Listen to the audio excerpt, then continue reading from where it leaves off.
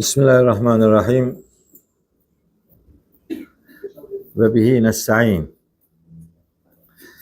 Kıymetli kardeşlerim, hepinizi selamların en güzeliyle, Allah'ın selamıyla selamlıyorum. Allah'ın selamı, rahmeti, bereketi, afiyeti, mağfireti üzerinize olsun inşallah. Bu neydi bu şimdiki buluşmanın arka planında ne var? Nasıl gelişti? Hemen ifade edeyim.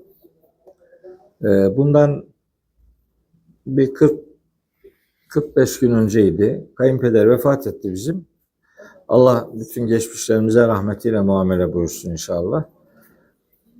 Ankara'dan işte bu Mehmet Menteş, Ayşe Menteş ailelerin katılımıyla ta Samsun'a bir grup başsağlığına geldiler. Ben telefonla yeter dedim. Yani zaten görüştük, tamam. Sorun yok, bir daha zahmet etmeyin. Gelmeyin, niye geliyorsunuz? Zaten konuştuk, duanız yeterlidir filan dediysen de yok, adam geleceğiz dedi. Geleceğiz deyince ben dedim ki bu gelme, bu faturası olan bir gelmedir. Bu sadece bu başsağlığına filan değil bu. Dur bakalım nasıl bir şey çıkacak buradan dedim. Şimdi ben de aslında tabii Mücahit'i bekliyordum. Mücahit gelmedi. Mücahit'e böyle zehir zemberek bir mesaj gönderdim. İşleri ayarlayamamış. Zaten bu şu demek, bizim iş onun işleri arasında sıralamaya girememiş demek yani. Daha önemli işleri var. Hatta o gün arkadaşlara dedim ki Mücahit cihat alanını değiştirdi herhalde dedim. Başka alanlarda cihad ediyor bu adam. Ama öyle değil tabii ki, şaka bunlar. Ben Ankara'da kaç defa konferansa geldim bilmiyorum. Bu vakfın organize ettiği 8 konferansa geldim sanıyorum. Ben Ankara'nın hemen her tarafını bu vakıf sayesinde gezmiş oldum. Konferanslar vermiş oldum. Hatta bana Ankara'da işte Kur'an diye bir derdi olan insanlar bir şeyler arayışlara girdiklerinde hocam ne tavsiye edersiniz diye benden tavsiye beklediklerinde ben de onlara işte Kur'an Nesli Vakfı var, o arkadaşları tanıyorum. Onlarla irtibatınız olsun, olabilir filan diye tavsiye ediyorum. Bugüne kadar da bu tavsiyelerden dolayı mutluyum. Bir yanlış bir şey olmadı elhamdülillah. Daha istikametli bir şekilde bu yürüyecektir. Öyle dua ediyorum. Niyazım odur. Tabii Orhan Hocam'ı gördüm, mutlu oldum. Orhan Hocam kadim bir ağabeyimiz. Allah ona hayırlı, sağlıklı, istikametli bir ömür nasip eylesin. Hani ömrünün ahir dönemlerindesin diyemiyorum. Adam benden daha dinç duruyor. Dolayısıyla tabii onun Samsun'da bir güzel köyü var. Orada depoladığı işte oksijenle böyle Ankara'da 10-11 ay geçirir. Yani hiç dert değil. Çok Doruk diye bir yerde harika bir yerleşimde hayatının bir bölümünü geçiriyor. Meşguliyetlerinden haberimiz oluyor. Dostluğundan eminiz. Allah ona da size de bize de hayırla yaşamayı nasip etsin. Ramazan'la alakalı olabilir. Bu arada böyle teknik bir bilgi de vereyim. Ben Ramazan programları için çekimler yaptım. Bizim YouTube kanalımızda her akşam saat 9'da 100 soruya 100 cevap diye başlığını öyle belirledi bizim Ahmet. Dolayısıyla öyle bir programımız yayınlanacak her akşam saat 9'da. Ayrıca bazı YouTube çekimleri de yaptım. Bu arada yarın Salı günü, Çarşamba günü ve Perşembe günü Star Televizyonu'nda Ramazan içerisinde yayınlanmak üzere 6 tane program çekeceğim 3 günde. Oraya gidiyorum yani buradan ayrıldıktan sonra İstanbul'a devam edeceğim. Hani imkanınız olursa yani rastlarsanız bizim o programlarımız olacak. Onları size ifade etmiş olayım. Bu arada Samsun'dan Ramazan içerisinde çeşitli canlı yayınlar yapacağım. YouTube üzerinden. Haftada 1 mi olur, haftada 2 mi olur bilmiyorum. Onları yapacağım. Ve bu arada bayramdan sonra Allah nasip ederse bir takım şeyler belirledik. Böyle teknik altyapı. Bütün Kur'an-ı Kerim'in tefsirini içerecek şekilde çekimler yapacağım. Yani bütün Kur'an'ı böyle benim Envar-ı Kur'an derslerimi takip edenler bilirler. Biz 130 tane program yani ders yaptık orada. Daha 41. suredeyiz. O yıllar oldu oraya başlayalı. Bu minvalde devam edersek bizim Kur'an'ı bitirmemiz için bize 500 yıl lazım. Yani o bitmez. Yani o öyle bitmez. Bari bir arşivimiz olsun diye böyle bir kayıt yapacağım. Tefsir sureleri çok detaylı değil ama hiç olmazsa ana meselelerini kardeşlerime aktaracağım bir program hazırlığı içerisindeyim. İnşallah Allah o günlerde gösterir. Çabamızı önümüze çıkarır mahşerde. Öyle dua ediyorum. Sözüm bu. Şöyle bir şey var, rivayet var. Öyle aktarırlar. Onun öyle çok gerçekleştiğinden emin değilim ama derler ki Cebrail Aleyhisselam gelmiş, Peygamberimize 3 tane soru sormuş. Tabi bu eğer öyle bir şey olduysa bunun ayette olması lazım. Yani burada olur yani. Burada olmadığına göre öyle temkinliyim o rivayete karşı. İşte demiş ki iman nedir diye. İşte imanı tarif etmiş Peygamberimiz. Sonra İslam nedir diye sormuş. Onda İslam'ı tarif etmiş. Sonra işte metes saati, bu son saat ne zaman demiş. Onun üzerine Peygamberimiz de demiş ki mel mes'ulu anha bi a'leme mines saili. Bu konuda kendisine soru sorulan soruyu sorandan daha fazla bilmiyor. Şimdi bu arkadaş bu sorunun cevabını biliyor. Dolayısıyla cevabını bildiği bir sorunun biraz daha farklı kelimelerle ilan edilmesi için bunu soruyor. Sorular birkaç türlüdür. 1. Cevabı merak edildiği için sorulan sorular. 2. Cevabını bildiğini göstermek için sorulan sorular. 3. Karşı taraftakini deşifre etmek için sorulan sorular. 4. İşte alay etmek için sorulan sorular. Sorular böyle çeşitlidir yani. Biz bunu farklı bir sesle cevabı bir daha duyulsun kabilinden bir soru olarak algılayalım. Öbürlerinden değil elbette ki. Ben soru sormayı ve soruları ciddiye almayı Kur'an'dan öğrenmiş bir adam. Kur'an-ı Kerim'de Allah-u Teala mesela Mekkeli müşriklerin Kur'an'da 6 defa geçen bir alaycı soruları var Mekkeli müşriklerin. Ve yekulune meta hadel va'du in kuntum sadikin. Derlermiş ki eğer sözünüzde sadıksanız o vaat ne zamanmış diye alay ederler. Yoksa o vaadin gerçekten zamanını merak ettikleri için değil. Ama Allah-u Teala bu soruyu ciddiye alarak buna cevap vermiştir Kur'an-ı Kerim'de. Her geçtiği yerde bunun cevabı var. Bu özellikle cevaba konudur. Hatta Yasin suresinde bunun çok çarpıcı bir örneği daha var. Yasin suresinde işte وَضَرَبَ لَنَا مَسَلًا وَنَسِيَ خَلْقَهُ kendi yaratılışını unutarak kalkmış bize bir misal vermiş. Bu Ahnes bin Şüreyk diye bir adam var. Ya o olduğu söyleniyor veya işte Nadir bin Haris diye biri var veya o olduğu söyleniyor. Her neyse yani biri gelmiş peygamberimize eline de almış bir şey. İnce böyle çürümek üzere olan çürümüş bir kemik parçası. Hatta o kemik parçasını böyle peygamberimizin yüzüne doğru da böyle savurmuş. Demiş ki kâle men yuhyil izame ve hiye ramim. Bu un ufak toz toprak çürümüş bu kemiği kim diriltebilirmiş ki? Soruyu böyle soruyor.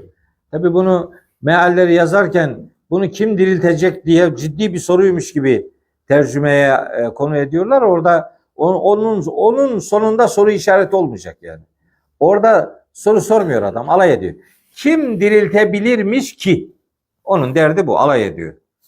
Normalde biz olsak böyle bir soruya cevap vermeyiz. Çünkü alay etmek için sorulduğu belli. Ama Allahu Teala o alay etmek için sorulan soruyu ciddiye alıyor.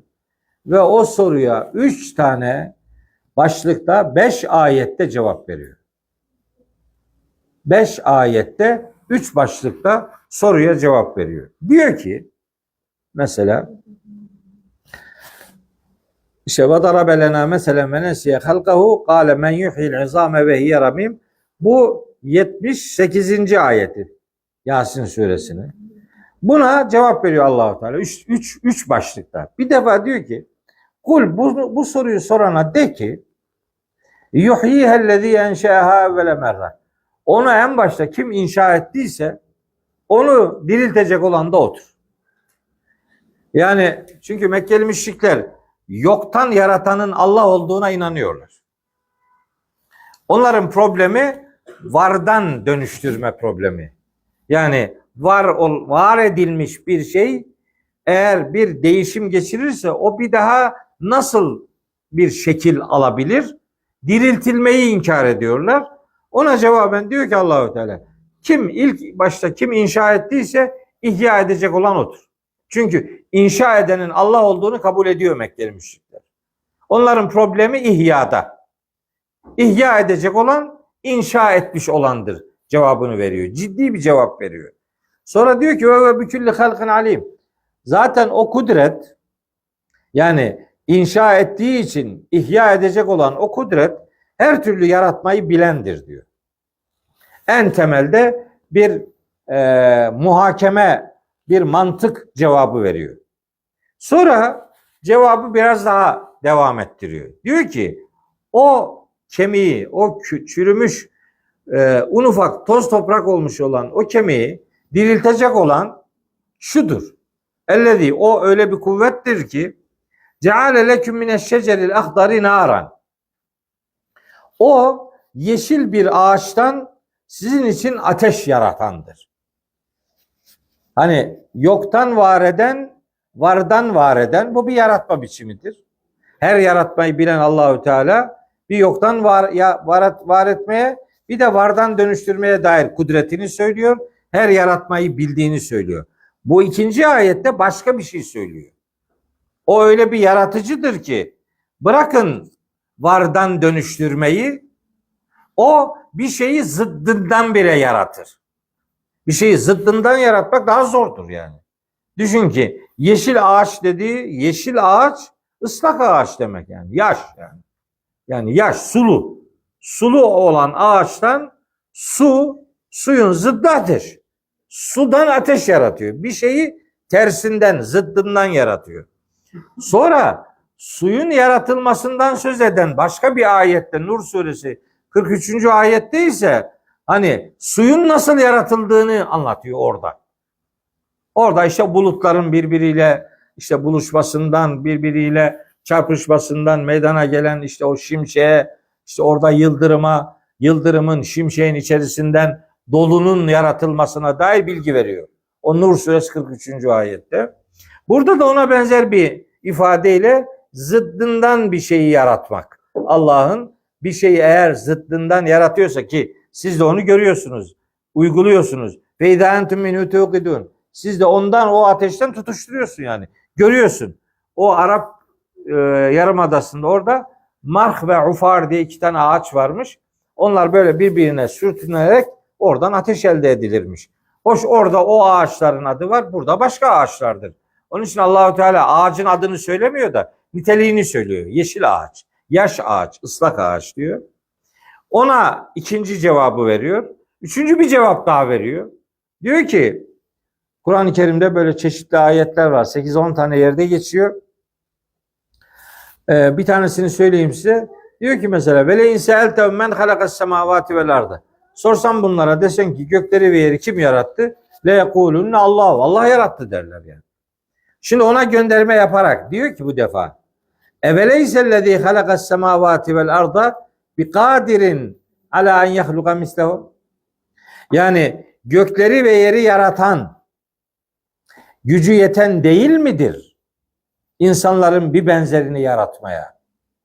Niye? Çünkü Mümin suresinde bu işle alakalı surenin 57. ayetinde diyor ki Allahu Teala la halqus semavati vel ardı ekberu min halqin nasi. Gökleri ve yeri yaratmak insanları yaratmaktan daha büyük bir iştir. Siz daha büyük bir işi yapabilenin Allah olduğuna inanıyorsunuz da o daha büyük bir işi yapana göre küçük bir iştir insanı diriltmek.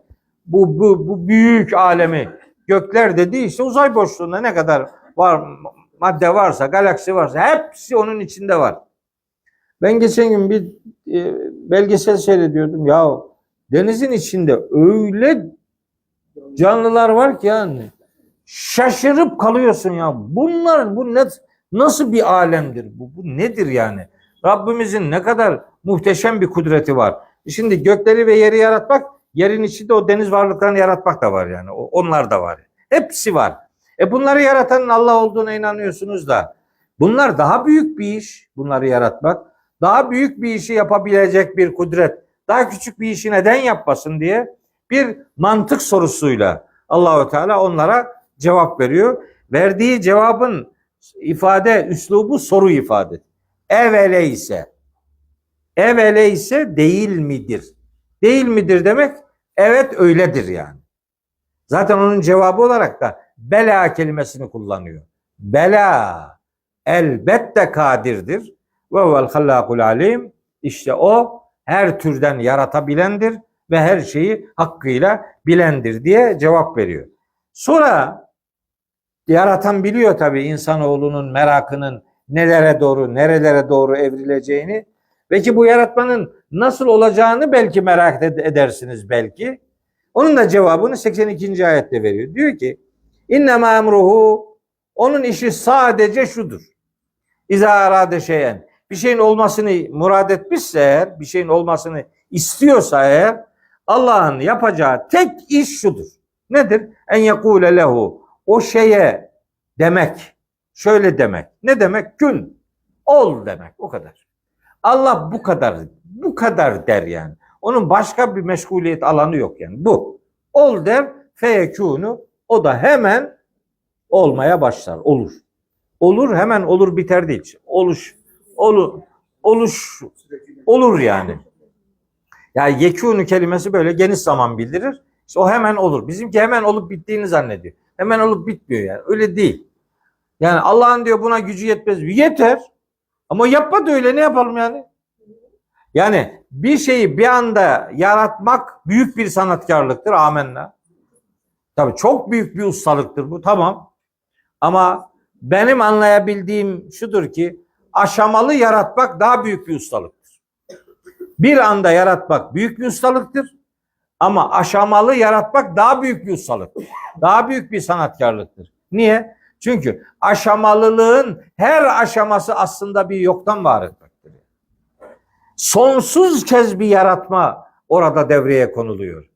Yani bir bitkinin yaratılışından söz eden böyle aşamalı bilgilere bakın her aşaması başka bir alem yani.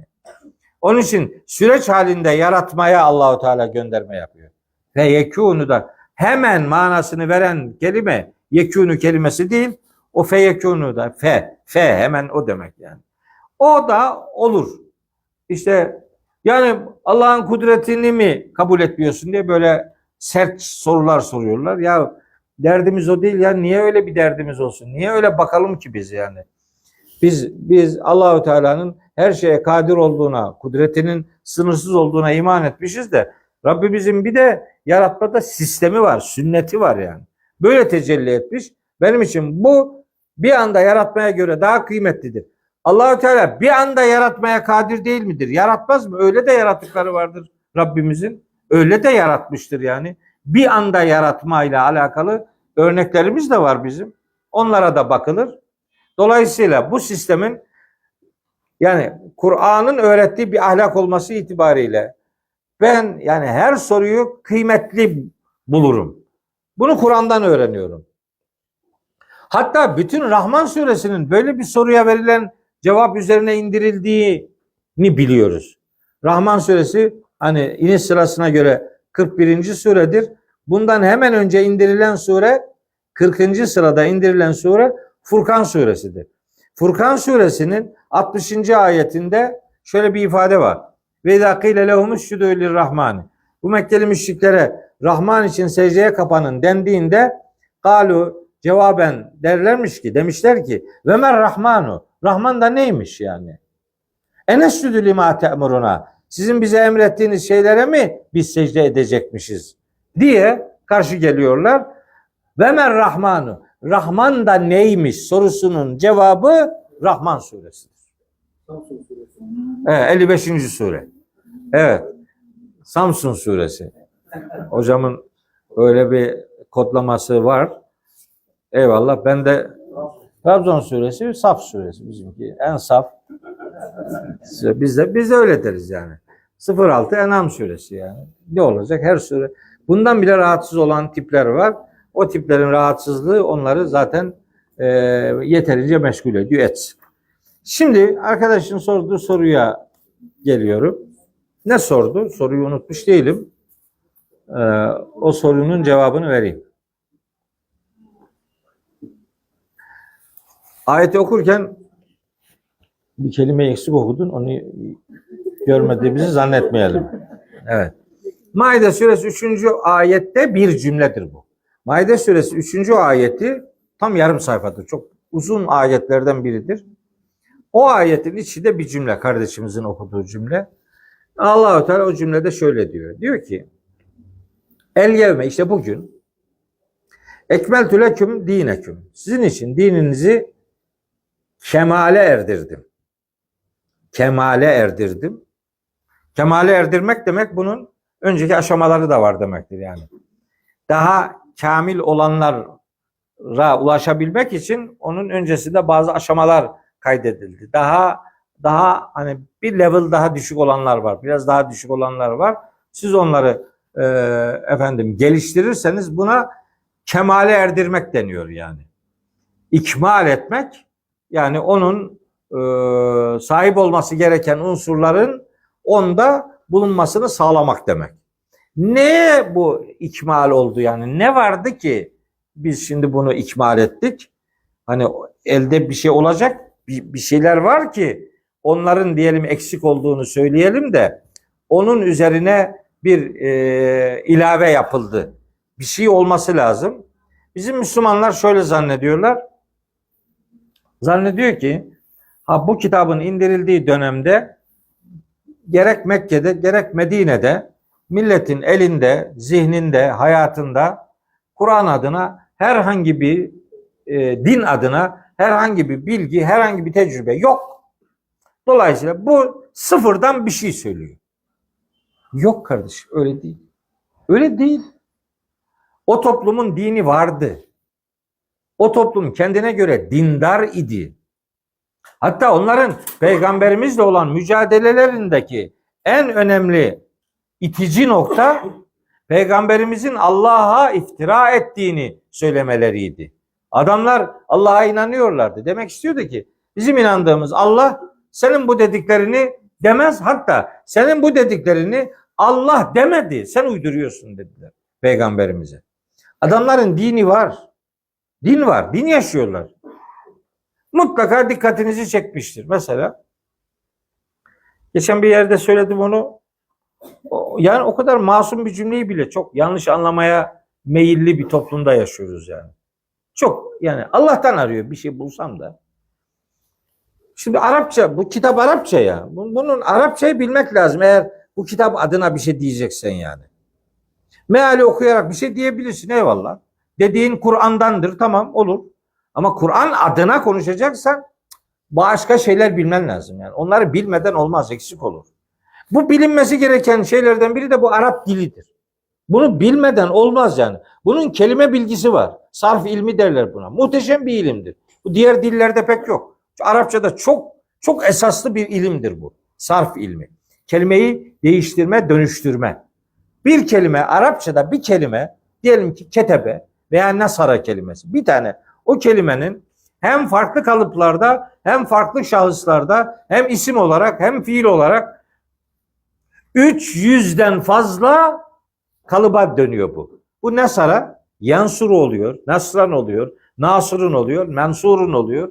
Nasara iken nasara oluyor, nasaru oluyor, nasaret oluyor. 14 farklı kalıba dönüyor. Gaib kalıbı var, muhatap kalıbı var, malum kalıbı var, meçhul kalıbı var, mütekellim kalıbı var, emirleri var, nehileri var. Devasa bir şey ya. bir Nasara'yı döndürüyorsun, 400 tane kelime buluyorsun. Aynı 3 harfli nun, sat ve re harflerini dönüştürerek 400'e yakın kelime buluyorsun. Bu muhteşem bir şey ya. Bu bizim dilimizde yok. Türkçede böyle bir şey yok. Ama Arapçada var. Bunu bilmen lazım. Bundan haberi yok adamın. Gramer olarak da acayip zengin bir dildir Arapça. Öyle ayetler vardır ki siz ekstra bir şey yapmanıza gerek yoktur. Kuralları çalıştırın, karşınıza farklı alanlar çıkar tercüme olarak. Mesela bir tane örnek vereyim. Çok basit, kolay anlayabilirsiniz. Yani Yasin suresinin 6. ayeti. Tenzilel azizir rahim. Herkesin bildiği 3 kelimelik bir ayet-i kerime. Tenzile. Biz şimdi bunu tenzile diye okuyoruz. Gramer olarak onu tenzile okumamızın bir cevabı vardır. Ama bu kelime tenzili diye de okunabilir. Gramer olarak onun da cevabı vardır. Bu kelime tenzilu diye de okunabilir. Onun 3 tane cevabı vardır. Grameri çalıştırırsanız birden çok cevaplar elde edebilirsiniz. Yusuf suresi mesela en çok herkesin hakkında bir çeşit malumatı olduğu için söylüyorum. Yusuf suresinin 3. ayeti var. Orada diyor ki Estağfirullah. Nahnu nekussu aleyke ahsenel kasası bima uhayna ileyke hadel Kur'an'ı. Hadel Kur'an. Biz bu Kur'an'ı sana vahyetmiş olmakla kıssaların en güzelini sana aktarıyoruz. Bu bir tercüme. Herkesin bildiği tercüme bu. Evet, bu doğrudur. Ama tek doğru bu değildir. Niye? Sen şimdi nekussu fiilini geçişli fiil olarak, yani Arapçası müteaddi bir fiil olarak alıyorsun. Ehsenel kasasıdaki ehsene kelimesini de nekussu fiilinin mef'ulü bihisi olarak görüyorsun. En güzel kıssayı sana aktarıyoruz tercümesini yapmanın sebebi nekussu fiiline geçişli fiil manası veriyorsun. Ehsene kelimesine de mef'ulü bih diyorsun. Tamam. Ama başka ihtimal de var. Nekussu fiili evet geçişli fiildir ama bazen bu fiillerin mef'ulleri fiil cinsinden bir kelimeyle gelirse buna mef'ulü bih demezler. Buna mef'ulü mutlak derler. Başka bir mef'ul bu. Mef'uller işte 6 çeşittir. Bir tanesi de mef'ulü mutlak. Mef'ulü mutlak olsa ne olur? Bak değişiyor o zaman. Biz sana kıssaları en güzel şekilde aktarıyoruz bu Kur'an'ı vahyetmekle. Birinci tercümede kıssaların en güzelini anlatıyoruz diyerek Yusuf kıssası kastedilmiştir diyorsun. İkinci tercümeye göre ise biz sana kıssaları en güzel şekilde anlatıyoruz bu Kur'an'ı sana vahyetmekle. Bu defa Kur'an'ın anlattığı bütün kıssalar gayet güzeldir ve asıl güzel olan onların aktarımıdır. Bu gramer bu ikisini de tercüme etmemize imkan veriyor. Bu kitabın böyle dilinin böyle özellikleri var. Bunları bilmek lazım. Bilmedin olmaz yani. Eksik kalır. Şimdi çok bilinmesi gereken bu soruyla alakalı olarak bilinmesi gereken bir tane örnek vermek isterim. Mesela Kur'an'da Ekimus salate diye şeyler var, ayetler var. Ekimus salate. Biz bu hitapları her duyduğumuz ortamda kastedilenin namaz kılmak olduğunu düşünürüz ve namazı kılarız. Bu yanlış mı? Hayır, yanlış değil. Yanlış değil ama bu eğer bunun manası buysa, eğer söylenmek istenen buysa bunun için Allahu Teala'nın ekimu fiil emrini kullanmasına gerek yok. Onun yerine hani eda edin, yerine getirin anlamını verebilecek Arapçada kelimeler var. Mesela ekimus salate diyecek yerde eddu es salate diyebilirdi yani. Eddu, eda edin yani. Yerine getirin. Bunu demiyor, ekimu diyor. Başka bir şey söylemek istiyor yani. Başka bir şey söylüyor. O es-salate kelimesinin başına da elif lam koymuş. Elif lam. Bu belirteç edatıdır. Hani bu İngilizce bilenler bilirler. O d artikılları var işte. O d'nın Arapçadaki karşılığı elif lamdır. Yani. Elif lam. Elif lam konulunca bu şu demektir. O namazı ikame edin. O namazı. Yani namaz var zaten. Zaten namaz biliniyor. Zaten namaz uygulanıyor. Zaten namazla ilgili adamların zihninde bilgiler var, hayatlarında uygulamalar da var. Bizimki zannediyor ki namaz Hz. Muhammed'le başladı. Yok kardeşim, yok. Eğer öyle olsaydı bu ekimus salate, o salat kelimesinin başında elif lam takısı olmayacak. Bu bilinen bir şey yani. Olan bir şey var. Uygulanan da bir şey. O uygulamalarda eğer arızalı bir durumlar varsa Kur'an ona müdahale eder. Onu değiştirir veya düzeltir. Veya özel gizlenen bir şeyler varsa Kur'an onu deşifre eder. Kur'an'ın öyle misyonları var. Fakat Kur'an'ın din adına söyledikleri ilk defa söylenen şeyler değiller. Başka bunun daha öncesi de var. O namazı ikame edin. Yani namazı eda edinden öte zaten eda ediyorsunuz da hani ona bir kimlik kazandırın. Yani namaz da sizi kılsın. Siz namazı kılın, namaz da sizi kılsın. Hani bunu anlatabilmek için bazen diyorum namaz selam verdikten sonra başlar diye. Adam ne demek istiyorsun diyor. İşte bunu demek istiyorum. Namaz da seni adam etsin yani. Namaz hayatında görünsün yani. Namaz seni kötülüklerden alıkoysun. Bitirdiğin namazı geçirdiğin vakitte değil, idrak edeceğin sonraki vakte kadar sana bir istikamet kazandırsın. Bunun için namaz böyle hayatın geleceğini programlayan bir misyonla tanıtılır Kur'an-ı Kerim'de. Bütün ibadetler öyledir bu arada. Mesela sadece namazdan ibaret değil. Var yani var. Bunun öncesi var. Mekkeli müşrikler de namaz kılıyorlardı. Feveylül lil musallin diye ayet var ya Maun suresinde. Onu millet Medine döneminde Medine'de namaz kılan münafıklarla ilişkili görürler. Ben hiç öyle görenlerden değil. Hiç öyle görmem. O Maun suresinin Mekke'de indirildiğine inanıyorum. Zaten üslubu, usulü, her şeyi bir Mekki sure kimliğindedir. Oradaki el musalliğinden maksadı da kurumsal anlamda namaz diye algıladıkları için bunu Medine'de Müslümanların kıldığı veya münafıkların kıldığı türden namaza indirgiyorlar. Hayır, Mekkeli müşriklerin de namazı var. Var çünkü Enfal suresinde Allahu Teala diyor ki ve ma kana salatuhum indel beyti, onların beytin yanındaki salatı, namazı illa mükaen ve tasliyeten. Böyle çeşitli ıslık çalmalar, el çırpmalar, bazı şekilsel hareketlerden ibaret idi. Ama namazları var adamların yani. Namaz Hz. Muhammed'le başlamadı.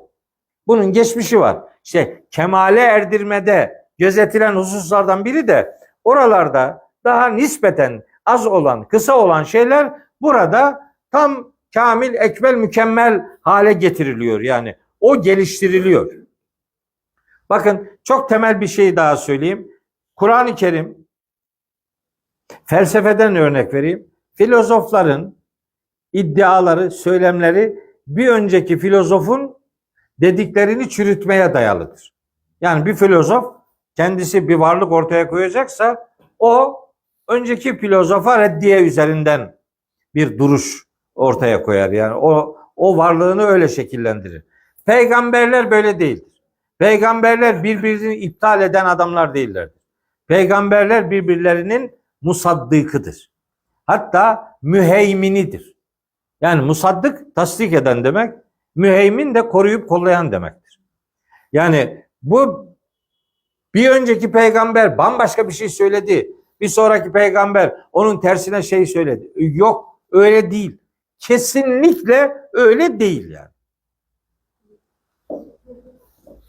Hani slogan olsun diye söylemiyorum. Laf olsun diye söylemiyorum. Bu dediğimin Kur'an'dan karşılıkları var. Şunu bilirsiniz mesela.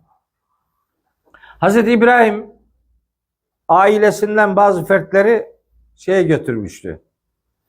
Filistin'den Hicaz bölgesine götürmüştü. Biz nasıl biliriz biz bunu? Ne anlattılar bize bu zamana kadar? Hazreti İbrahim işte Hacer'i ve İsmail'i aldı, gitti, kuş konmaz, kervan geçmez bir yere bıraktı. Hatta öyle süslüyorlar ki bu anlatımları. Hatta İbrahim onları oraya bırakıp geri dönerken Hacer validemiz demiş ki İlâ men tekilüni. Ha, beni kime güvendin yani? Demiş güya, bu kadar ıssız bir yere bıraktın bizi. Yani nereye bıraktın bizi? Kime bıraktın bizi? Diye Hazreti İbrahim'e. Ya diyorum ki bugün bunu kim yapar? Allah'ını seversen ya. Hanımını alacak, bir de küçük çocuğunu alacak, ıssız bir yere götürüp onu bırakacak. Kim yapar bunu ya? Bunu hiç kimse yapmaz. Hiç kimsenin yapmadığı bu şeyi İbrahim peygamber nasıl yaptı? Nasıl inanıyorsun buna ya? Buna inanıyorsun değil mi yani? Buna inandırdılar seni. İnanıyorsun çünkü İbrahim suresinin 37. ayetini hiç okumuyorsun. Bu ayeti okursan hem Hazreti İbrahim'le ilgili bu korkunç yalanı deşifre edersin, hem de kardeşimizin sorduğu sorunun cevaplarından birinin burada olduğunu görürsün mesela. Ne diyor? Rabbena, Hazreti İbrahim demiş ki, ey Rabbimiz, inni eskentü, ben yerleştirdim, iskan ettim. İskan etmek, yerleştirmek demek. Mesken hazırlamak yani. Kime? Min zürriyeti, zürriyetimden, çocuklarımdan bir kısmına. Hepsini götürmedi. İşte bir kısmını. Biz de hep neye inandık? Hazreti Hacer ve Hazreti İsmail. Ben onun da yanlış olduğu kanaatindeyim.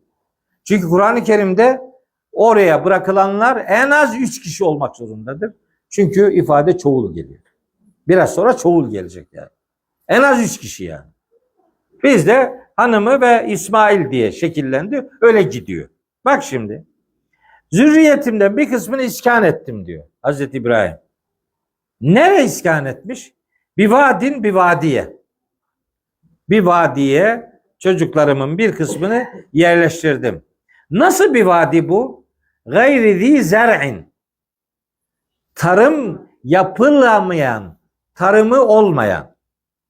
Tarım yapılmıyor orada. Hala yapılmıyor yani. Gene yok yani.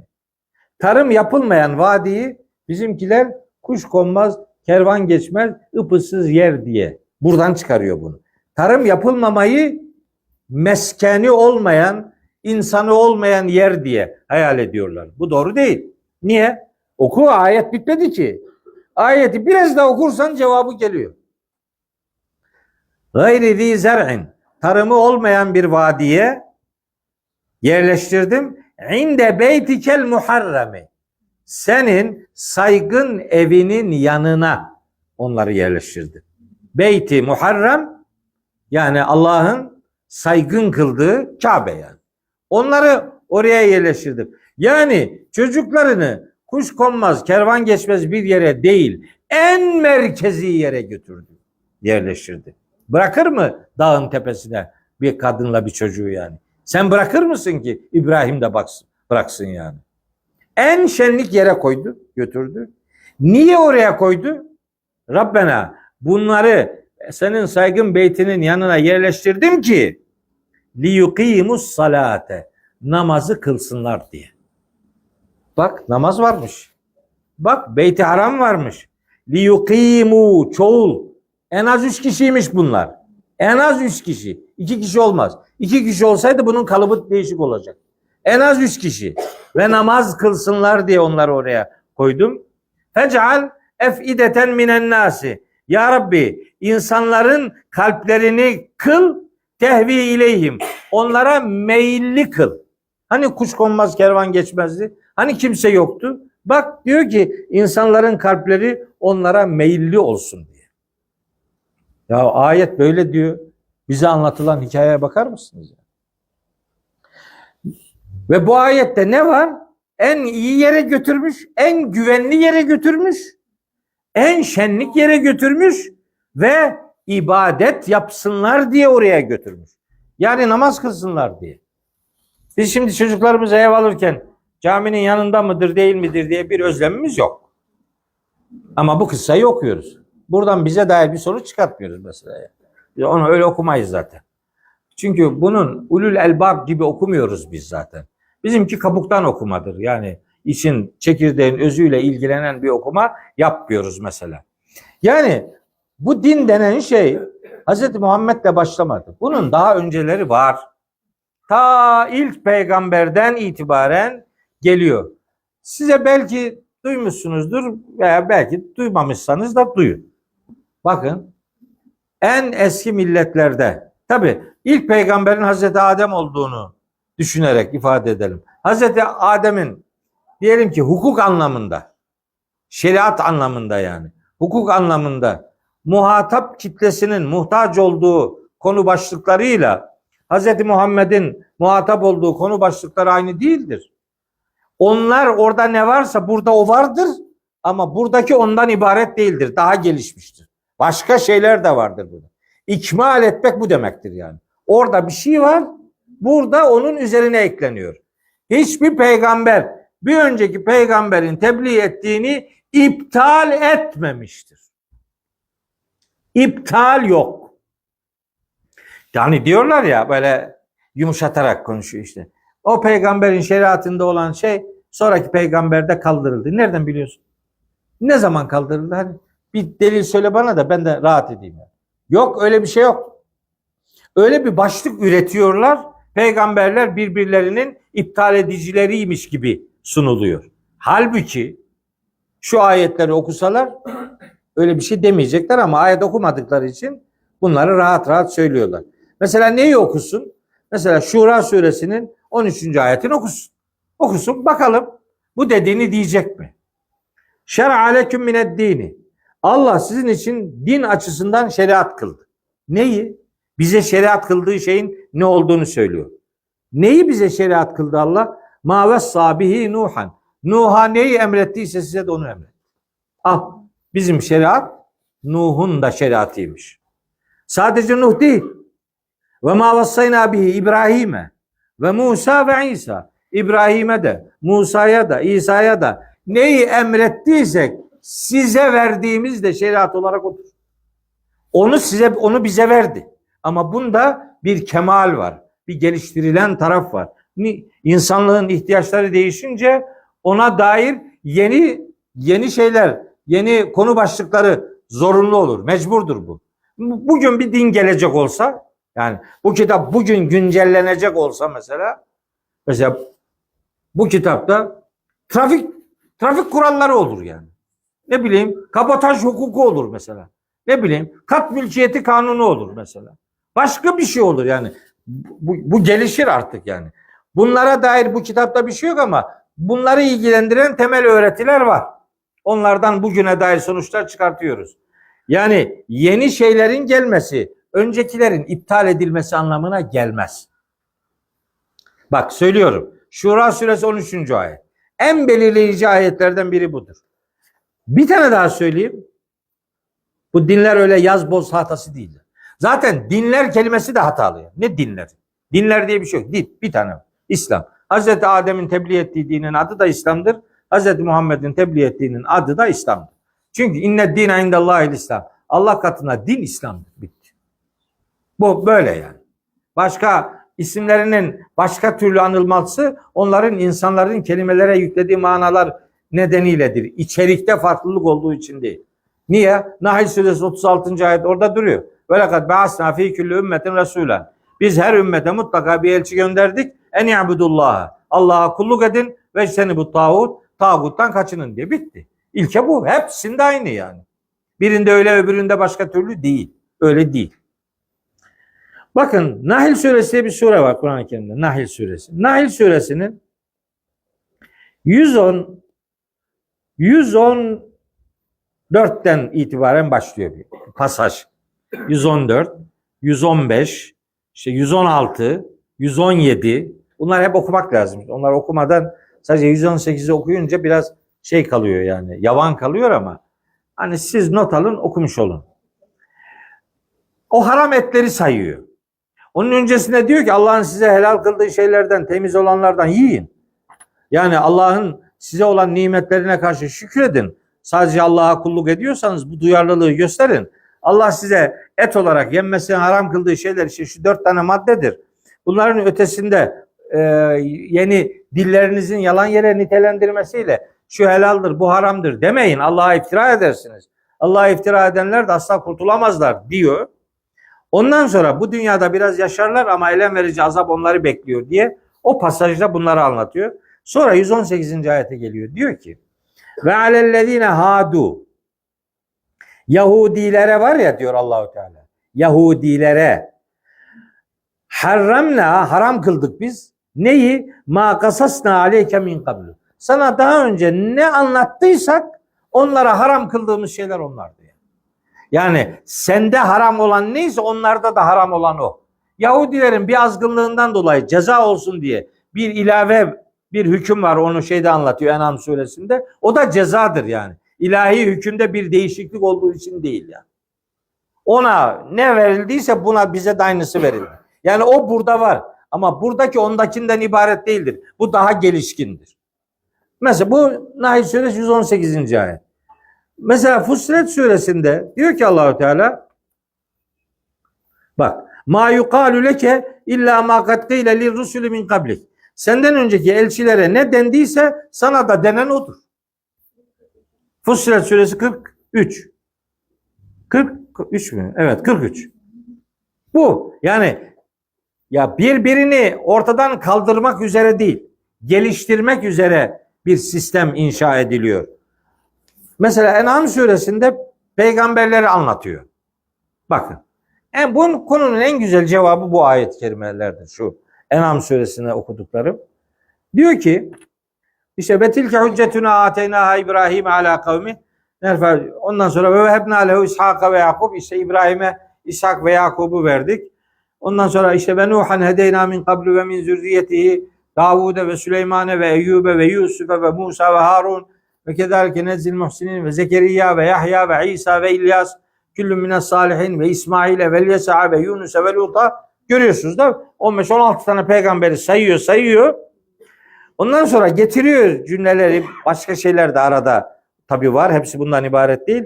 90. ayette diyor ki En'am suresi 83 ila 90. ayetler bu söylediklerim. 90. ayette diyor ki ulaikellezine, bunun sayılanlar var ya, şu isimlerini söylediklerimiz, hedallahu, Allah'ın hidayet ettiği insanlardır bunlar. Peygamberler bunlar. Hidayet üzeredirler. Sırat-ı müstakim üzeredirler bunlar zaten. Onu da 88. 87. ayette söylüyor.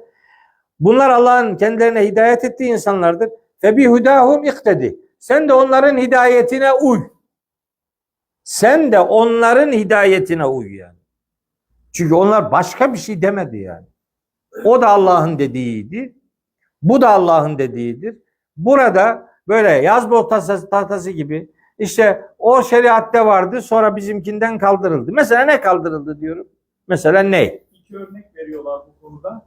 İki kız kardeşi bir nikah altında tutmak önceki ümmetlerde yoktu. Vardı. Bize yasa haram kılındı. Tamam.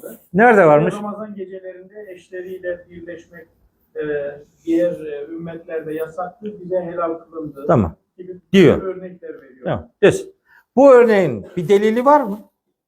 Bu Allah şöyle diyor mu mesela? Biz iki kız kardeşle aynı anda evlenmeyi filanca peygamberin şeriatında uygun görmüştük. Şimdi burada kaldırdık. Böyle bir şey var mı? Yok. Bunu insanlar uydurdu kardeş. Uydurdu. Kendileri ürettiler. Allahu Teala o üretilenleri ayıklıyor. Ramazan gecelerinde eşleriyle birlikte olmamayı insanlar kendileri ürettiler. Allah'ın herhangi bir şeriatında böyle bir bilginin varlığını iddia etmek için referans ihtiyacı lazım. Bu nerede var bu? Ne biliyorsun öyleydi? Bunu insanlar ürettiler. Allah o üretilen yanlışı bu şeriatta düzeltti. Kaldırdı yani. İnsanların ilavesini kaldırdı. Arkadaşlar bakın, bir konuda karar verilecekse böyle berceste ayetler vardır. Böyle kapı gibi ayetler vardır. Onlardan hiç kopmayacak insanlar. Bu ayetlerden biri Kaf suresinin 29. ayetidir. Allah-u Teala o ayette diyor ki ma yubeddelul kavlu ledeyye, benim katımda söz değişmez. Yani Allah orada öyle dedi, burada böyle dedi. Nasıl dedi bu? Ne biliyorsun Allah'ın orada öyle dediğini? Bunu nereden öğrendin? Bu kitap, bunları söyleyen bu kitap öyle bilgilere yer verir mi? İnsanlar üretmişler, bozmuşlar.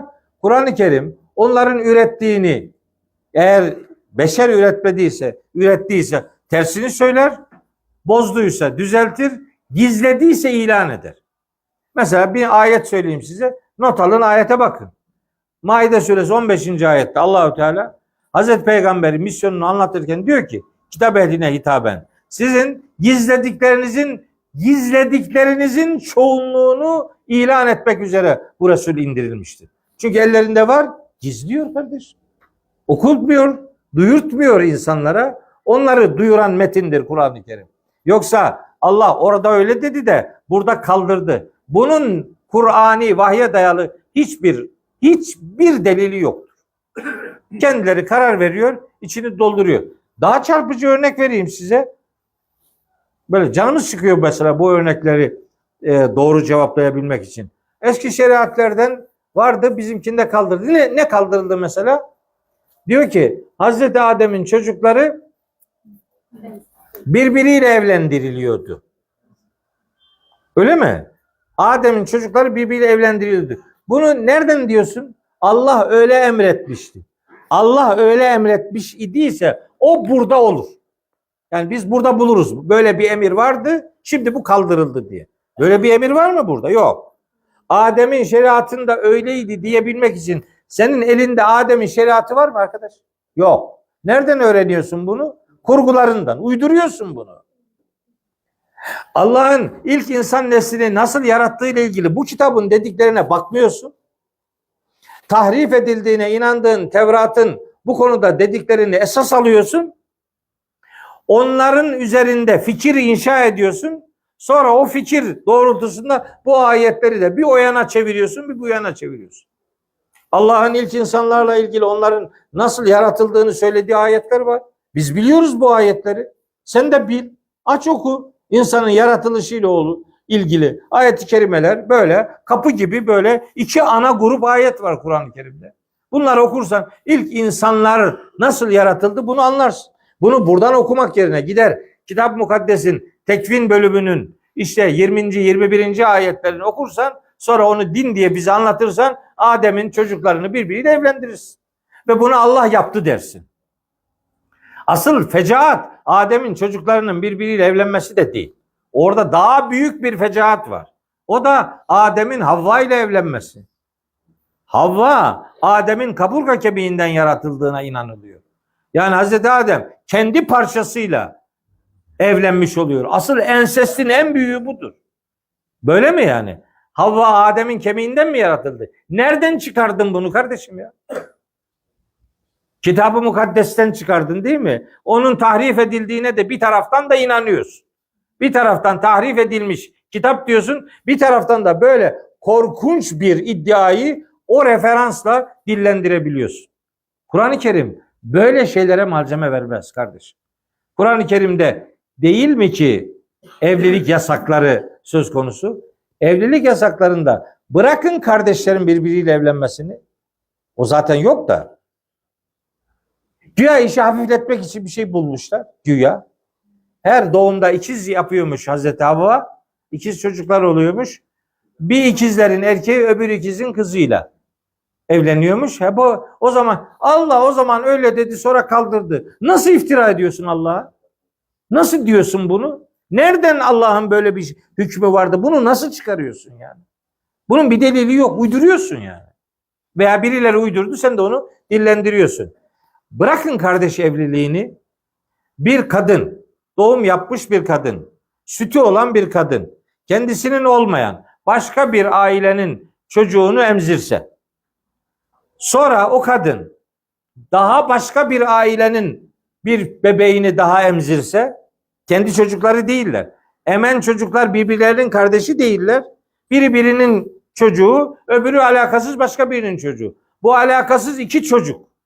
Gelir bir anneyi emerse bunlar süt kardeşidir ve bunlar birbiriyle asla evlenemezler. Ya Kur'an'ın süt kardeşliği evliliğe engeldir diye ayeti varken, bu ayet burada dururken bunu Adem'de Allah istisna etmişliği nereden çıkarıyorsun ya? Ne kadar büyük bir iddia bu? Niye? Çünkü bu yani nereden geldi acaba? Bizde neye karşılık geliyor? Böyle bir muhakeme, böyle bir mukayese yapılmıyor. Bunun en temel eksikliği hani önce neyi okumak lazım geliyor? Oraya doğru karar vermemişiz yani. Biz önce başka şeyler okuyoruz. Kafamız o başka okuduğumuz şeylerle böyle adeta ambalaja dönüyor. Acayip acayip kanaatler zihnimizde belirliyoruz. Ondan sonra o kanaatlerle gelip işte Kur'an'a bir şey söyletmeye gayret ediyoruz. Bu hakikati söylemek anlamına gelmez bu iş. Yani iyi göremiyorsan gözlük takarsın. Daha iyi göreyim diye o camın yanına bir cam daha koyarsın. Daha iyi göreyim diye camın yanına bir cam daha koyarsın. Daha iyi göreyim diye bir tane daha cam koyarsın. Bu kadar cam çıkar. Ondan sonra oradan bakarsın. Cam da görmezsin. Bırak başka bir şeyi görmeyi. Sen daha iyi anlaşılsın diye gözlük camı mesabesinde Kur'an'la arana başka şeyler koymaya devam ettiğin sürece sen ebediyen Kur'an'ın aydınlık dünyasıyla karşılaşamazsın. Öğretilmiş yanlışlar var. Öğretilmiş bunlar. Bunlar böyle sabit şeyler gibi duruyorlar ve bunlar hani soralım, sorgulayalım deyince de kıyamet kopuyor. Hiç kıyameti koparacak bir şey yok. Allah'ın kitabı ortada duruyor. Bu kitaba böyle bütüncül bakıldığı zaman nihayetinde o ayet orada dururken, yani Maide suresi 3. ayet orada dururken, bu kitap kamil bir kitaptır. Bu kitabın korunması önceki ilahi kitapların korunması anlamına da gelir. Yani bunu korumak demek aslında Tevrat'ı korumak da demek. Çünkü şu Ara suresi 196. ayette Allahu Teala ve innehu lefî zübüril evvelin buyuruyor. Bu kitap öncekilerin kitaplarında vardı zaten. Yani o içerikler var burada. Peki onlar burada var. Bunda ne var? Bunda ilaveler var yani. İkmal etmek o demek yani. Onlarda olmayıp bunda olan konular var. Var evrenin yasalarıyla ilgili ayetler Tevrat'ta pek bulamazsın. Yok. Yok kardeşim. Orada yok. İyi ki de yok. O gün onlar orada olsaydı o insanlar o kitaba inanmazlardı. Yani ne bekliyorsun yani? Orada Allahu Teala deseydi ki işte üreme sistemi ile alakalı ana rahmindeki çocukların işte yaşadığı evreler şunlardır diye ispat edilemeyecek bir iddia ise buna nasıl inansın bu adam? İnanamayacak. Orada böyle bilgiler yok. Ama burada var. Orada inançla alakalı, tevhidle alakalı, imanla alakalı konular her neyse burada da aynıdır. Orada hukuki düzenlemeler, ibadetler. Ya ibadetler bu Kur'an'la başlamadı ki. Ya hac ibadeti var mesela, hac. Hac ibadetiyle ilgili ayette Allahu Teala diyor ki Bakara 197 El haccu eşhurun malumat. Hac bilinen aylardadır diyor. Bilinen diyor ama hangi aylar olduğunu söylemiyor. Niye söylemiyor diyor. Biliniyor onun için. Biliniyor ya. Ya sen şimdi doktora gitsen, doktor dese sana ki her gün duş alman lazım. Doktora sorar mısın? Doktor bey duş nasıl alınıyor? Sormazsın. Bilinen bir şey bir daha sorulmaz arkadaş ya. Mesela işte diyor ki fakirlerin zenginlerin mallarında fakirlerin belirlenmiş bir hakkı vardır. Bilinen bir hakkı vardır. Diyor ki hocam zekat oranı Kur'an'da geçmiyor. O 40'ta biri arıyor burada. 40'ta biri arama. O uygulanıyordu, Kur'an onu devam ettiriyor işte. Değiştirmemiş onu yani. Orada bir sorun yok. Onayı bozamamışlar yani Mekkeli müşrikler. O İbrahim'den kalma o öğreti devam ediyor yani. Onun için oraya müdahale etmemiş yani. Bilinen aylar demiş. O ayları hangisi olduğunu söylememiş. Niye? Kesintisiz uygulanmış zaten. Biliyor onu insanlar. İnsanların bildiği bir şeyi Kur'an-ı Kerim niye? Diyor ki namazların rekatları bu Kur'an'da niye yok? Yok çünkü biliniyor. Bu kadar basit. Evet bu kadar basit. Abdestle ilgili oynama yapmışlar. Abdestin detayını vermiş Kur'an-ı Kerim. O zamana kadar Maide suresi 6. ayete kadar Müslümanlar abdestsiz mi kılıyordu yani? Ya toplumda abdest vardı. Bugün yazın Google'a, bugün yazın Hristiyanların ve Yahudilerin özellikle o Rabbiler diye bir grubu var. Onların ibadetlerine, abdestlerine bakın. Acayip bir şekilde benziyor bizimkine ya. Yani böyle din milliyetçiliği yapmanın bir alemi yok ki ya. Evrenseldir bu dini hakikatler. Onlarda olanlar bizde vardır. Orijinali vardır. Ama bizde olan onlarda olandan ibaret değildir. Bizde daha gelişmişi vardır. İkmal etmek bu demektir. Tamamlanmış olmak da bundan sonra bir daha gelmeyecek demek yani. Yetmiyor adama bu. Yetiyor mu? Yetmiyor. Eksik diyor bu. Tamamladım diyor. Kemale erdirdim. Tamamladım. Buna rağmen kitabı eksik görenin haddi hesabı yok bu ülkede. Yetmedi. Yeni peygamber iddiasında bulunanlar da var yani. Risalet devam ediyor yani adam. Resul olduğunu söylüyor. Resul olduğunu, bir mesajı iletme anlamında Resullükten ibaret saymıyor yani. Mesaj aldığını iddia edeni bile var. Mesela bu işin içerisinde. Ben hakikat yolculuğumu Kur'an üzerinden şekillendirmek yolculuğu yapıyorum yani. Benimki bu. Bunu yaptığım zaman da Allah'ın kitabı beni çaresizliğe terk etmiyor. Biz yani ne bileyim illa böyle hiç kimsenin duymadığı bir şeyi söylemek zorunda değiliz. Kitabullah'ın metninin içerisinde bunun metinsel özelliklerine riayet edildiğinde Kitabullah'ın meselesinin ne olduğu gün gibi aşikar. Bunda o anlamda anlaşılmayacak bir şey yok. Muğlak bir şey de yok. Kur'an'ın mübin oluşu da bazen eksik anlaşılıyor. Kur'an'ın mübin oluşu, apaçık oluşu diye geçiştiriliyor. Kur'an-ı Kerim evet apaçık bir kitaptır ama mübin olmak aslında önce açıklayıcı olmak demektir. Hani Arapçanın bu kelime bilgisi önemlidir vurgulamamın sebebi mesela bu. Kelime, mübin kelimesinin Arapçadaki kalıp karşılığı nedir? İsmi faildir. Bab karşılığı nedir? İf'al babıdır. İf'al babını ve ismi fail özelliğini bilmezsen el-mübin kelimesine sadece apaçık dersin. Evet, el-mübinin anlamlarından biri apaçıktır ama Kur'an-ı Kerim açıklayıcılığının sonunda apaçıktır. Siz onun açıklayıcılığından istifade edemezseniz kitabın apaçıklığı sizi çok ikna etmez. Hani bu ayet ne demek istiyor diye başlarsın işte ayetle kavga etmeye. Halbuki o ayet başka bir ayetle açıklanmıştır. Mutlaka onun en güzel tefsirini Rabbimiz yapmıştır. Bizim tefsir yazarken ki meşguliyetimiz de maksadımız da hangi ayetin hangi ayeti tefsir ettiğini bulma çabasıdır yani. Ona dair bir yolculuk yapıyoruz. Bunun ötesinde yaptığımız başka öyle bir kahramanca bir şey yok. Hem biz kim oluyoruz da yani bana göre şöyledir. Sen kimsin yani? Sana göre değil. Allah ne diyorsa sen bana onu söyle. Allah'ın ne dediği de bu kitapta yazdığıdır. Bu kitapta yazmadığı şeyler Allah'a nispet edilemez, edilmemelidir. İkmali ve itmamı böyle anlıyorum değerli kardeşim. Evet. Yoruldum. Hocam 90 dakika oldu ağzınıza sağlık. 90 dakika mı oldu? Ya saat 6.30 mu? 6:45 oldu. Tamam bitti. Bitti. Nihayet arkadaşımız öyle bir şey sordu. Ben de ona dair başka şeyler de söylerdi belki ama kısaca bir cevap verdim.